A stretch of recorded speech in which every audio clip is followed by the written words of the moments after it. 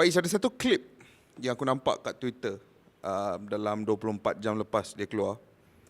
Satu klip Zlatan Ibrahimovic memberi ucapan di hadapan rakan pasukan staff klub, jurulatih dalam bilik persalinan. Dia bagi ucapan tersebut. Ucapan yang panjang, dia menerangkan segala perkara yang telah mereka lakukan, sacrifices they had to make untuk bangkit semula dan menjuarai Serie A musim ini. Tapi dekat penghujung tu Faiz, sampai sekarang aku fikir benda tu aku rasa hype semula, sebab kat penghujung tu dia cakap, he ended the speech by saying, aku berharap malam ni korang semua akan celebrate sebagai champions, kerana sedarlah bahawa malam ini bukan Milan yang milik AC Milan, bahkan Itali milik AC Milan. Dan dia mengangkat meja sambil menamatkan ucapan dia tu. Benda tu, itu aku rasa set the perfect tone untuk kita mula membicarakan suatu pencapaian luar biasa, kebangkitan yang menamatkan penantian selama hampir 12 tahun untuk AC Milan menjuarai Serie A semula, Faiz. Untuk 11 tahun Scudetto tidak berada dalam kabinet trofi AC Milan, dan itu adalah satu perkara yang sangat pelik di Itali, kerana AC Milan adalah salah satu pasukan yang expected to win, yang dijangka akan menang setiap musim kan. Tapi 11 tahun adalah satu jangka masa yang sangat lama, lebih daripada satu dekad. Sebenarnya sepanjang 11 tahun ni, sepanjang 15 tahun kebelakangan ni, AC Milan mencari satu antidote, mencari satu penawar kepada satu sindrom yang mana mereka panggil Istanbul Syndrome, di mana dalam satu perlawanan akhir UEFA Champions League tahun 2005, ini adalah perlawanan yang masyhur, perlawanan yang sangat terkenal, perlawanan di mana mereka mendahului 3-0 Liverpool, dan akhirnya Liverpool bangkit 3-3, dan seterusnya mereka kalah dalam perlawanan tersebut. 2 tahun selepas itu, melalui Pippo Inzaghi, mereka membalas dendam kan, mereka mendapatkan semula takhta UEFA Champions League. Tetapi Istanbul Syndrome tu masih lagi ada, peminat masih lagi merasainya, kelab masih lagi merasainya, seolah-olah mereka tidak boleh recover daripada perkara tersebut. Dan tidak lama selepas kejadian ataupun tragedi di Istanbul itu, 6 tahun selepas itu adalah kali terakhir bila AC Milan memenangi Serie A. Dan di tahun 2011 tersebut, Kish, memang pencapaian memenangi Scudetto adalah pencapaian yang sangat boleh dibanggakan lah kan. Tetapi pada masa itu Milan masih lagi dibantu oleh barisan pemain bintang. Itu adalah style AC Milan pada masa itu kan. Tetapi kemenangan kali ini, perasaan dia berbeza, suasana dia berbeza, keharmonian dia berbeza, komposisi skuad berbeza, status jurulatih berbeza. Sangat berbeza, ya. Pengurusan di peringkat tertinggi juga berbeza. Tak ada lagi Silvio Berlusconi kat sini. Tak ada lagi orang besar Itali untuk backup dia dekat sini. Yang ada hanyalah dua figura yang boleh dikatakan figura yang amat penting di bola sepak Itali sekarang ini, iaitu Paolo Maldini, one of the greatest defenders football had ever seen setakat ini kan, antara yang terbaik pernah dunia bola sepak saksikan, dan juga Ricky Massara yang pelan-pelan mendaki tangga sebagai salah seorang director of football terbaik di Eropah setakat ini. Tetapi perjalanan ni bukan perjalanan yang terlalu panjang untuk skuad Milan sekarang ni, bukan terlalu panjang dan bukan juga terlalu pendek, Kish. Skuad ini lahir di tahun 2019 ketika Marco Giampaolo memang tidak boleh lagi, lost his grip lah terhadap skuad ini. Masuklah seorang yang bernama Stefano Pioli. Stefano Pioli ini dia menawarkan man management yang sangat bagus, sangat bagus, dan juga beliau tahu di mana waktu yang tepat untuk buat tactical tinkering. Itu adalah balance di antara dia. Maksud dia apa lagi? Untuk jurulatih-jurulatih yang macam ni, mereka perlukan masa untuk implement kan, perlukan masa. Dia bukanlah seorang yang ekstrim yang boleh merubah pasukan bola sepak ni dalam masa 24 jam seperti mana yang Pep Guardiola selalu lakukan. Pep Guardiola selepas di Bayern 3 minggu sahaja yang dia perlukan untuk Bayern merubah secara total gaya permainan mereka, dan orang tengok di hari pertama Bundesliga tahun 2013-2014 tu, orang dah tahu ini adalah pasukan Pep Guardiola. Walaupun sebelum itu pasukan jurulatih sebelumnya tu sangat kuat flavor dia kan. Tapi ini bukan macam tu, guys. So dia lahir tahun 2019, tetapi pasukan ni disempurnakan ketika pandemik. Dia lahir tahun 2019, disempurnakan ketika pandemik. Salah satu tactical tinkering tadi yang aku cakap dia berperingkat. Sekarang ni kita nampak lah, sekarang ni cara Milan main memang sangat clear cut, clear cut kan. Tapi pada masa tu dia buat satu persatu. Analyse dulu, apa masalah pasukan ini? Masalah dia adalah kesukaran untuk menyerang. Dia macam familiar, salah satu pasukan di Manchester pun ada kesukaran untuk menyerang. Dia tak ada combination of play, dia tak ada. Maksud hang Salford City? Ya, Salford City. Oh, Bermain Salford di City. League 2. Oh, League okay. 2, Lepas tu, salah satu keputusan besar pertama dia adalah untuk membebaskan Theo Hernandez. Sekarang ni dia kata kat seluruh pasukan, the main creator bukan lagi daripada midfield, bukan lagi number 10, bukan lagi Hakan Çalhanoğlu pada ketika itu, tetapi dia nak main creator dalam pasukan ni sekarang ini adalah Theo Hernandez. Kerana dalam dua sesi latihan bersama, dua sesi latihan saya cukup yang meyakinkan dia bahawa pemain paling berbakat dalam pasukan ini adalah Theo Hernandez. Revolusi itu berperingkat, guys. Berperingkat. Ketika mereka dia sendiri mengaku bahawa pada bulan Disember 2019, 3 bulan sebelum liga ditutup sementara sebab pandemik, mereka kalah 5-0 di tangan Atlanta di Bergamo. Itu adalah turning point dia, di mana dia naik ke atas, jumpa Maldini dengan Massara, mengatakan kepada mereka bahawa skuad ini tidak cukup matang. Kalau kita nak survive musim ini, kita kena hadirkan beberapa pemain yang lebih berpengalaman untuk guide player ni. Dan pemain berpengalaman tersebut kena willing untuk tak main tiap-tiap game. Mereka kena willing untuk tak main tiap-tiap game dan pada masa yang sama guide player-player ni. Ada 2 nama yang bersetuju. Aku rasa aku tahu nama-nama ni. Dua nama yang bersetuju dengan projek ini. Seorang daripada LA Galaxy, seorang daripada Sevilla. Yang daripada Sevilla ni main centre back, nama dia Simon Kjær. Dan yang daripada LA Galaxy ni tak lain tak bukan Zlatan Ibrahimovic, guys. Revolusi secara berperingkat. Akhirnya pada musim 2021 mereka di tempat kedua Serie A, menghabiskan musim di tempat kedua. Pada masa tu sebelum pandemik tu, ketika di Bergamo kalah 5-0 tu, sudah ada sorakan Pioli out. Sampaikan di luar San Siro, orang dah mula nak protes untuk remove Pioli daripada skuad ini. Bahkan bukan Pioli saja, legenda mereka Maldini itu pun dipertanyakan oleh penyokong. Yep. Bagaimana mereka tidak sabarnya untuk mencipta kejayaan baru. Tetapi kredit untuk pengurusan AC Milan pada masa itu, mereka sabar dengan Massara, sabar dengan Maldini, sabar dengan Pioli, dan akhirnya minggu lepas kita tengok sendiri puncak kejayaan AC Milan di Serie A. Ada satu benda pasal AC Milan ni yang betul-betul menarik perhatian aku, revolusi AC Milan ini, iaitu cara skuad AC Milan ini dibina. Secara realiti, Faiz, kalau kita mengimbas kembali ke zaman AC Milan di era kegemilangan mereka, yes, AC Milan sentiasa akan ada some form of foreign players kan. Dulu ada Shevchenko yang berada di situ, Kaka Kaladze yang datang daripada Georgia, Marek Jankulovski. Tapi the core of the team akan sentiasa daripada Itali. It was primarily an Italian team dengan flavoring daripada Eropah kan.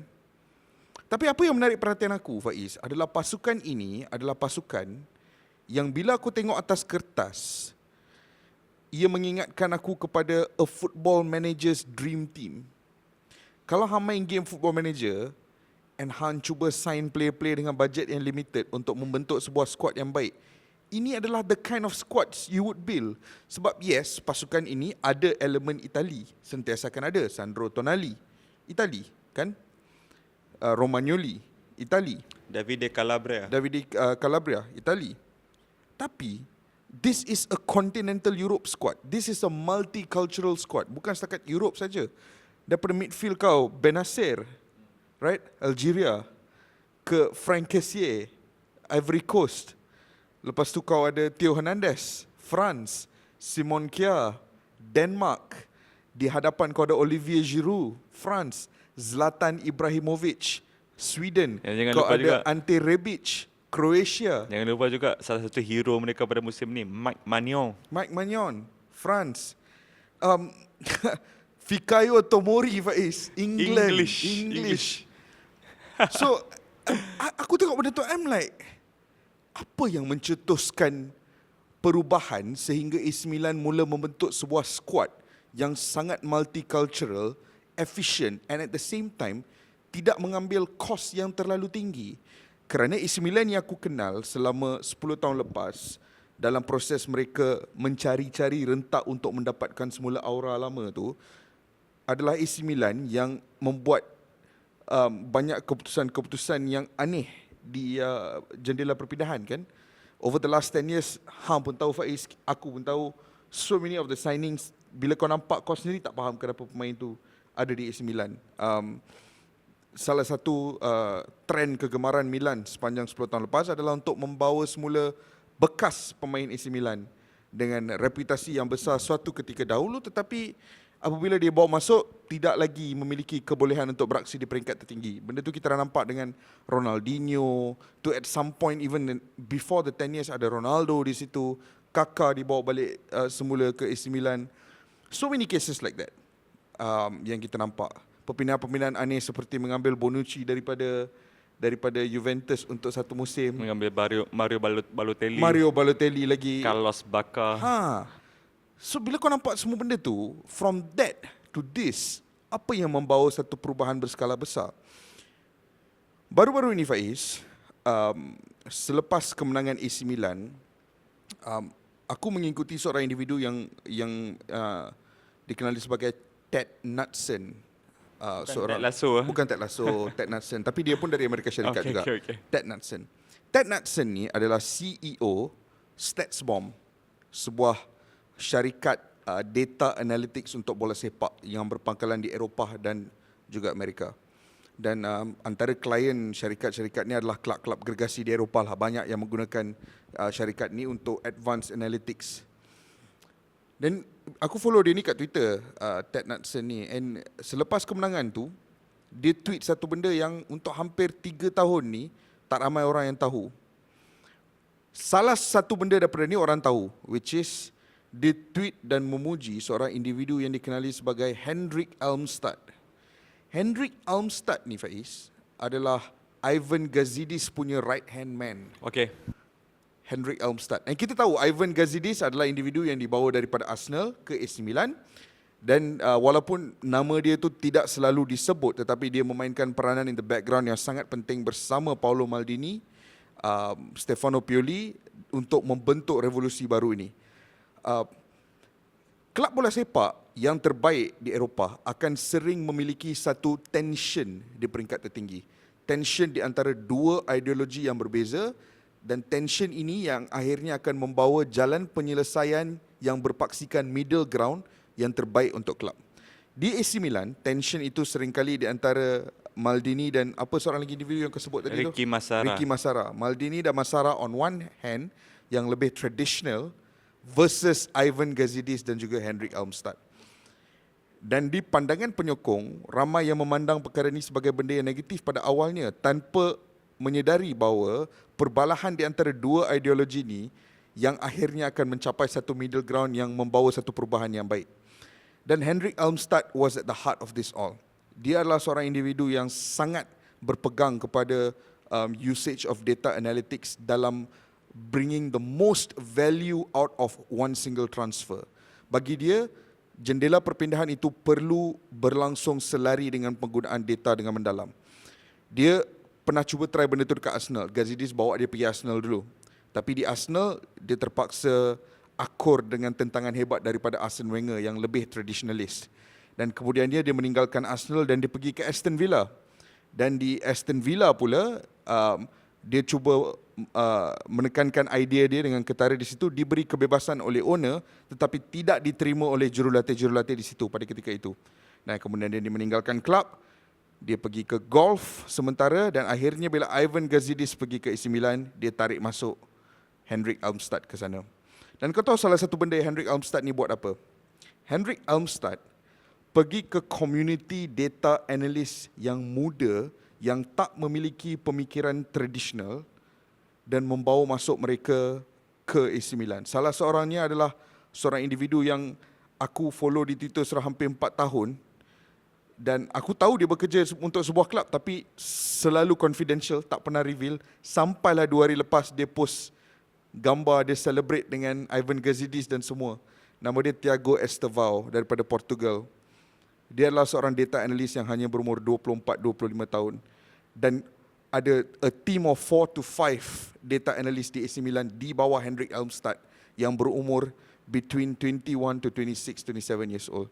Dan mereka ini menjadi the core group of team yang berada di sebalik proses perpindahan AC Milan sepanjang hampir 2-3 tahun lepas. In fact, Masara ada buat interview dengan Athletic, aku tak ingat bila, I think it was last year or the year before, di mana dia break down the process yang AC Milan lalui dalam jendela perpindahan pada ketika ini. Dan proses yang ketika dia breakdown benda tu pun kau dah boleh nampak, ada satu structure yang baik di AC Milan pada ketika ini.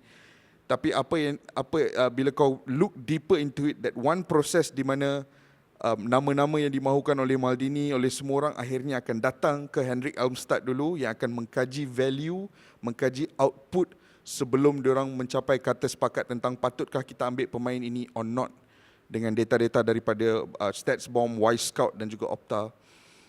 Dan proses itu dengan penglibatan data analis yang muda-muda ini yang tak ada old school mentality, bila digabungkan dengan the eye test of Paolo Maldini yang berjaya membentuk satu squad yang dipenuhi oleh pemain-pemain yang value for money, Faiz. Daripada keputusan untuk menggantikan Mike Maignan, menggantikan Donnarumma dengan Mike Maignan, bagi aku itu adalah satu perpindahan yang boleh menjadi lambang efisiensi AC Milan. Ramai klub di luar sana yang akan struggle dengan kehilangan seorang goalkeeper seperti Donnarumma, tapi tidak AC Milan. Bahkan aku rasa ramai musim ini yang berpendapat Maignan itu lebih baik daripada Donnarumma, right? Fikayo Tomori from Chelsea, what an astute signing. Kalulu, seorang pemain yang pada awalnya dipandang rendah tapi sekarang ni kau tengok dia punya aksi untuk AC Milan. Ante Rebic di bahagian hadapan dengan Rafael Leao. Kita tak sebut nama Rafael Leao tu lagi. Theo Hernandez, Brahim Diaz. There's a lot of players yang dalam tim AC Milan ni yang value for money, dan aku sangat teruja dengan benda ni kerana ia menunjukkan apa yang hang boleh capai dalam bola sepak sekiranya hang mix traditional values dengan progressive mindset. Dan AC Milan sebagai sebuah klub yang sangat traditional dari segi nilai dan values di Itali, aku excited tengok mereka embrace progressive mentality dan bagaimana progressive mentality itu telah membantu mereka bangkit semula dalam konteks bola sepak moden yang cukup berbeza dengan dunia lama yang mereka jadi raja terlebih dahulu. Ya, dan banyak juga orang yang tidak percaya akan proses. Banyak orang tahu yang kita memerlukan proses untuk mencapai sesuatu yang gemilang, tetapi tidak ramai yang sanggup untuk melalui proses tersebut. Selalunya ketika kelab menghadapi masalah itu dan masalah ini, perkara pertama yang orang akan fikirkan adalah menukar ketua jurulatih. Tetapi bukan itu saja, kena ambil pemain-pemain baru, kena salin squad lah bak kata orang kan. Tetapi tidak di AC Milan. Salah satu indikator utama mereka adalah macam mana untuk memaksimumkan output daripada pemain yang sedia ada di sana. Maignan baru dan he hit the ground running, fair play to him. Tetapi pemain-pemain seperti Davide Calabria yang menjadi night captain sekarang, peningkatan dia sangat luar biasa. Backup dia, Florenzi, juga peningkatan yang luar biasa. Florenzi yang satu ketika dulu dibuang oleh AS Roma, Yep. sekarang ni menjadi permata di AC Milan. Fikayo Tomori mempunyai satu masalah, terlalu agresif ketika bertahan, dan perkara itu dibuang melalui bantuan psikologis yang dibawa masuk oleh Stefano Pioli. Pierre Kalulu, seorang side back yang sangat laju, akhirnya ditukar bermain di centre back setelah ketiadaan ataupun kecederaan Simon Kjær. Theo Hernandez ialah Theo Hernandez. Rafael Leao adalah seorang pemain yang sangat raw, tidak ada output. Menawarkan skill individu yang tinggi tetapi tidak tahu bagaimana nak bermain dengan pasukan AC Milan ni. Akhirnya menjadi penjaring terbanyak skuad AC Milan pada musim ini. Olivier Giroud tidak diberikan harapan sama sekali oleh Chelsea ketika keluar. Sama kes dengan Tammy Abraham di Roma kan. Tetapi di AC Milan, gol-gol dia itu, orang Itali kata apa tau Kesh? You don't count goals, but you weigh them. Dan Giroud adalah lambang ataupun simbol kepada perkara tersebut, sentiasa menjaringkan gol. Dia jaringkan gol ketika menentang Juventus, ketika menentang Napoli, ketika menentang Inter. Even Lazio, April yang lalu dia menjaringkan gol menentang mereka. Ismail Benacer, daripada seorang pemain energetik, kerap turun ke bawah dan pergi ke atas, hanya perlu bermain sebagai seorang number 6 yang efisien. Franck Kessié, salah seorang pemain yang paling penting yang menjadikan gol terakhir di Reggio Emilia pada hari terakhir perlawanan tersebut. Bukan lagi pemain number 6 tetapi ditukar sebagai seorang pemain number 8 yang boleh berlari di bawah dan juga ke atas. Perkara-perkara macam ni, peningkatan individu di AC Milan ni adalah perkara yang sangat underrated, yang mana aku sangat gemar. Jadi kita nak mengucapkan tahniah lah kepada AC Milan. Bravissimo. Dan sebagai peminat bola sepak yang membesar pada tahun ataupun era di mana AC Milan mengalami era yang sangat gemilang, memang sejuk hatilah untuk melihat AC Milan kembali semula di puncak bola sepak Itali dan musim depan di Liga Juara-Juara Eropah semula AC Milan.